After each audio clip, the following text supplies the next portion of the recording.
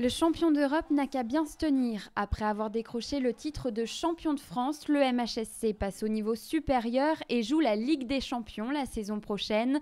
Reste à savoir si Montpellier parviendra à conserver ses meilleurs éléments cet été. Pour réaliser ses objectifs, le MHSC va devoir recruter en conséquence. Le profit, bien sûr, quand on fait si on n'a que le championnat, que la coupe à faire, tout ça. Aujourd'hui, on a la Champions League, donc ça mérite un regard différent, mais dans la recherche qu'on peut avoir et sur les garçons qui sont susceptibles, par exemple sur la Ligue 2, je crois qu'on connaît tous les bons joueurs, il y a beaucoup de monde dessus, il faut voir, mais ce qui change beaucoup, ce que je voudrais te dire Jean-Marc, c'est surtout que le regard de l'extérieur par rapport à nous, c'est-à-dire que peut-être à un certain moment des joueurs qui auraient tiqué ou réfléchi pour venir chez nous, aujourd'hui il y a quand même la Champions League et je dirais que c'est un appel quand même qui est très important.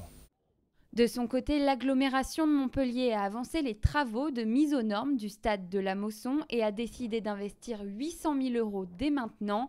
Prévu pour 2014, les sièges conformes aux exigences de l'UEFA seront installés avant le mois de septembre. Un deuxième chantier concernant la couverture du stade débutera, lui, fin 2013. L'opération, c'est effectivement la couverture intégrale du stade avec la tribune sud, la grande tribune, sans enlever aucune place, puisqu'il sera posé une casquette qui assure la couverture de la grande tribune et le joint avec les deux tribunes latérales actuelles.